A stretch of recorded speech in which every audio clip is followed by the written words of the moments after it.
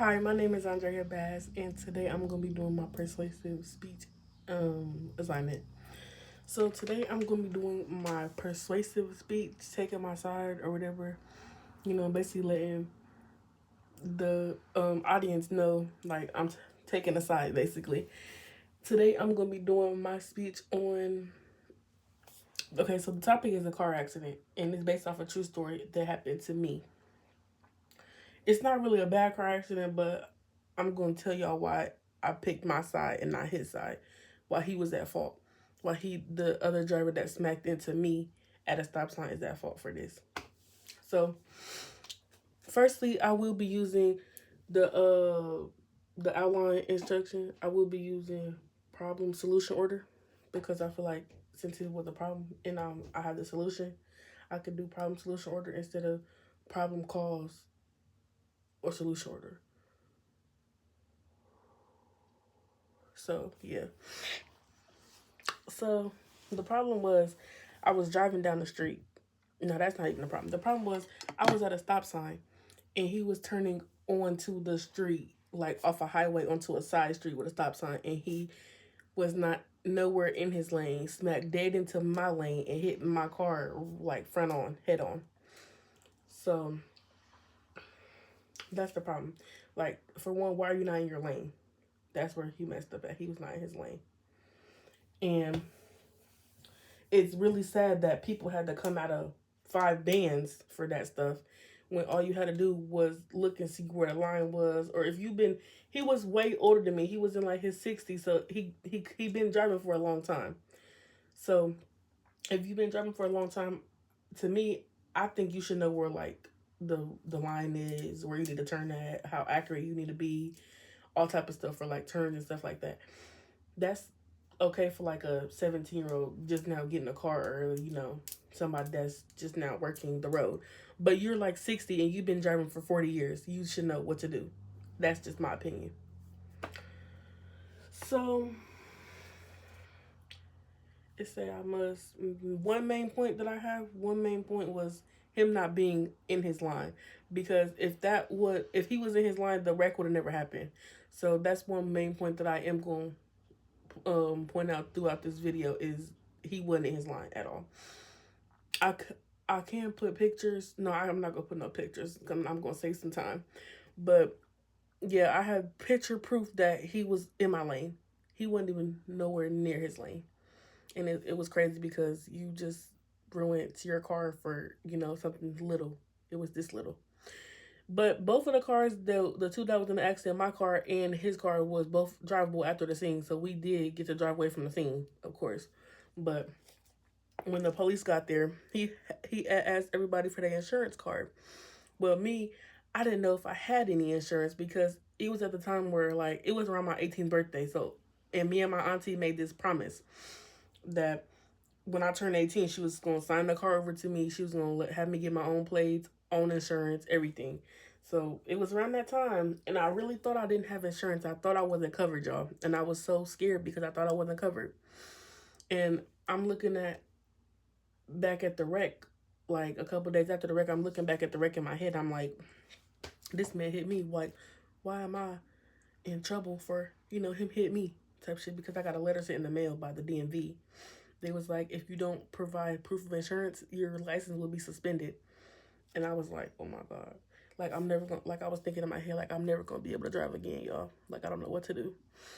So as time went on, I had to get it figured out. So I had to call a lot of insurance companies, get it figured out, and I found that I was covered, y'all. My auntie came up to me and she was like, I knew you was covered. I got the paperwork for it. So we had to call back up to our insurance, get it straight, get everything worked out. And I was covered, y'all. I was covered. Thank the Lord, y'all. I was covered. But back to the persuasive part. Basically, I'm trying to persuade the cop, like, look, it's not my fault. You see he's not in the line. You feel me? The cop seen that he wasn't in the line. So after the cop seen that he wasn't, in his line, then it was really easy to, on the police report, everything said it was his fault. The other driver was at fault. I was driver number 2, I think. So he was driver 1, and on the paperwork, everything said driver number 1. Like, it was him. So it really wasn't nothing to persuade because it's obvious. Like when you pull up, or like if you like if somebody ever seen me like around town or something, they would know that it was his fault, because if they like drove past it, they would be able to see.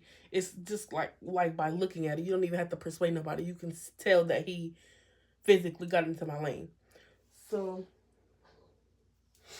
yeah, so I had to get it figured out. I had to send a paper electronically, and in order to not get my license suspended. Thank the Lord, I got everything figured out by the deadline, and my license is good. I'm able to drive again. Well, I always been able to drive, but it was just a little scary feeling. But yeah, I had to persuade everybody that I was not at fault, because they was gonna take my license away, and Lord knows I'm just 18. I need a license, because what I love to I love to get in my car and just go, y'all. Like, y'all don't understand. It's just something about being young and on your stuff, like, cause me being able to get my nails done, my hair done in my own car, going to the place in my own car, it feels amazing, y'all. I swear to God. Like, I would want to live this life 3 times if I could. Like, I promise y'all, I love this life. But yeah, y'all, that's really it. But well, I gotta have it 30 more minutes. So okay, so in the evidence, mind you, y'all, when we wrecked, it was like pieces of both of our cars on the ground. So that was evidence right there.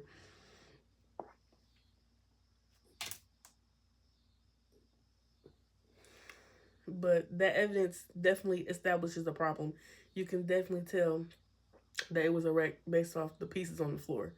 So it's really nothing to really discuss about the persuading part, because you could tell it was a car accident.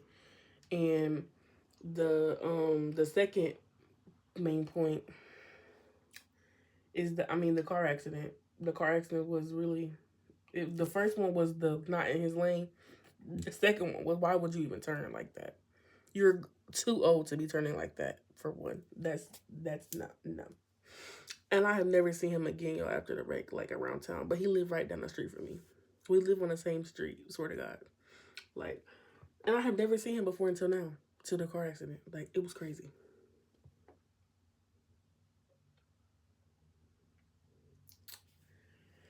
But yeah, I got it all figured out with the insurance company, and I'm back to driving. I'm back to doing what everything I need to do, and I'm gonna be driving myself to college in 2 weeks. So God is good, and God looks out for me, and I love that for me.